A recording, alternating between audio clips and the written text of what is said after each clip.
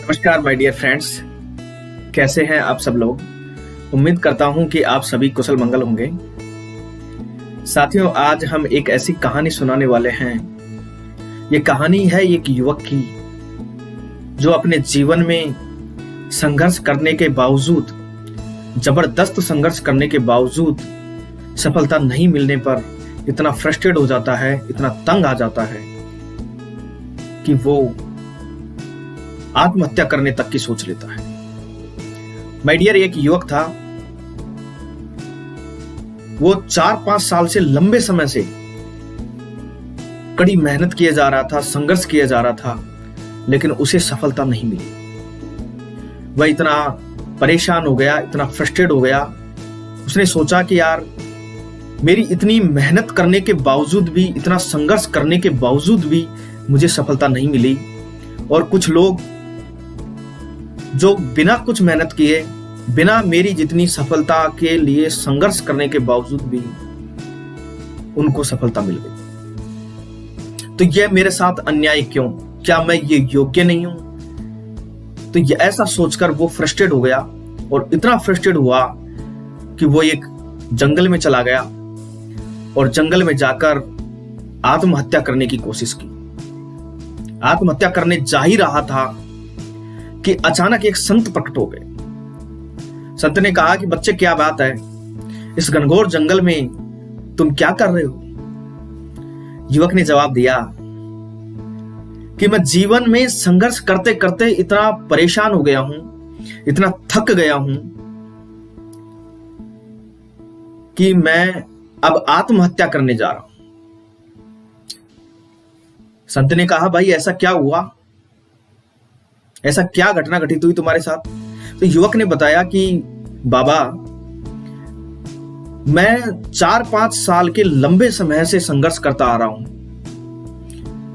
और मैं पूरी ईमानदारी के साथ, जितनी मेरी कैपेसिटी है उतनी पावर लगाने के साथ में मैं संघर्ष करते आ रहा हूं, लेकिन मुझे सफलता नहीं मिली। और कुछ लोग, मेरे कलीग्स, जिन लोगों ने कुछ भी मेहनत नहीं की, बहुत कम मेहनत करने से ही वो लोग सफलता के मुकाम पर बैठ गए हैं। क्या मैं काबिल नहीं हूं? मेरे साथ इतना अन्याय क्यों? मैं तो योग्य ही नहीं हूं। अब मैं इस जीवन को नष्ट करना चाहता हूं। संत ने कहा कि भाई, इतना जल्दी तुम कैसे हार गए?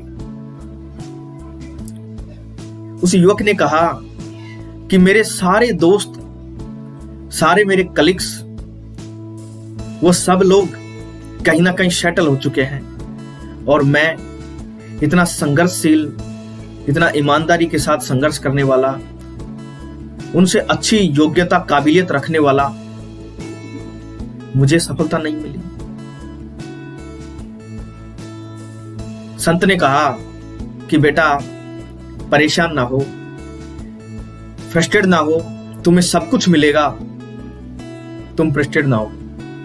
युवक ने कहा कि नहीं बाबा, अब तो मैं इस जीवन को नष्ट करना ही चाहता हूं। अब तो मैं परेशान हो गया, थक गया।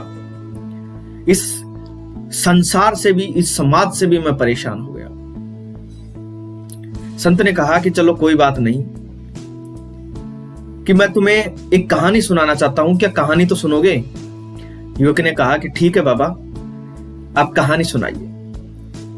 संत ने कहा कि एक बार की बात है कि ईश्वर ने 2 पौधे लगाए।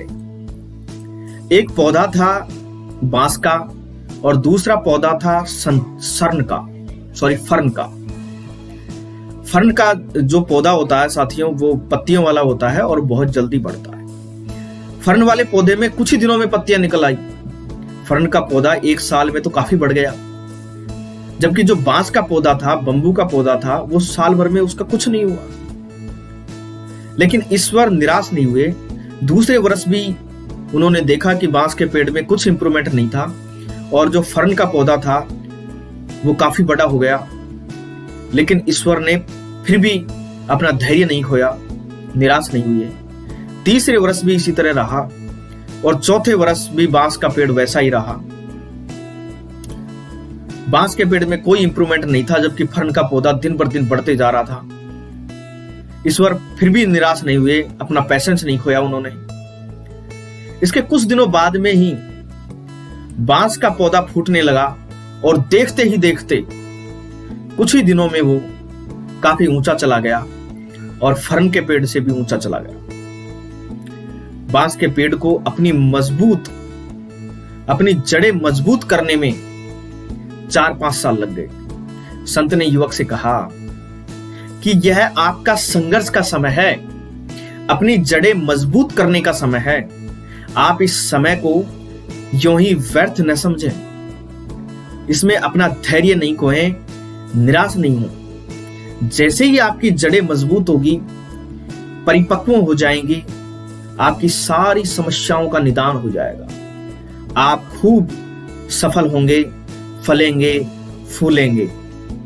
साथियों, वो युवक इतना फ्रस्ट्रेट हो चुका था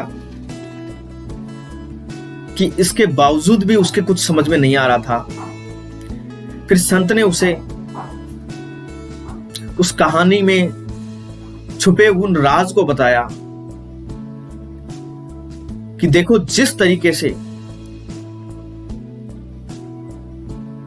यदि वो बांस का पौधा फर्न के पौधे से तुलना करता और 4-5 साल उसको संघर्ष करते हुए हो गए थे, तो वो कुछ नहीं कर पाता।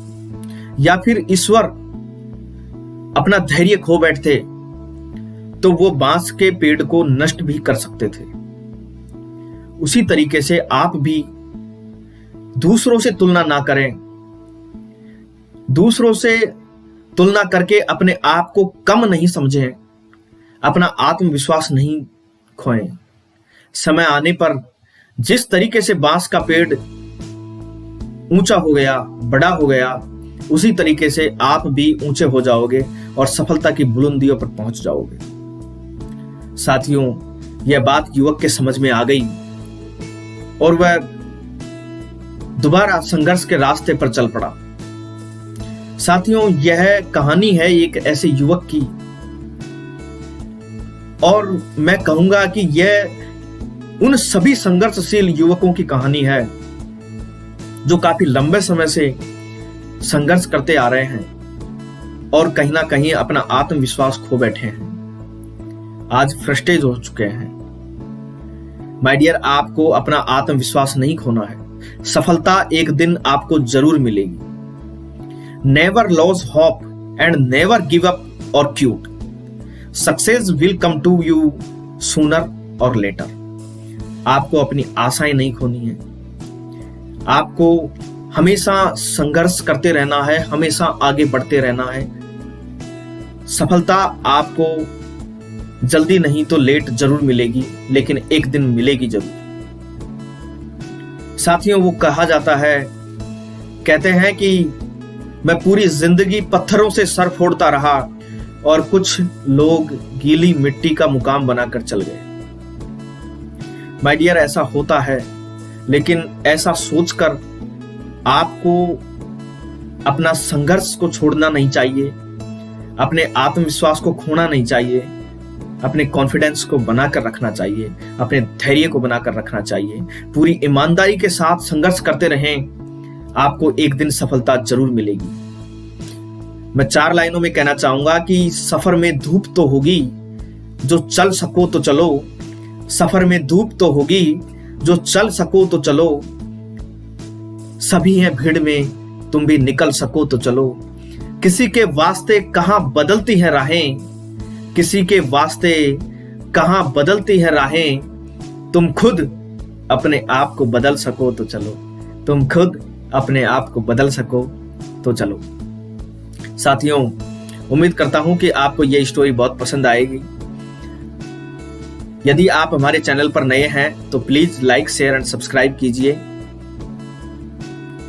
और हमारे इस ऐसी ही मोटिवेशनल स्टोरीज का फायदा उठाइए। Thank you a lot.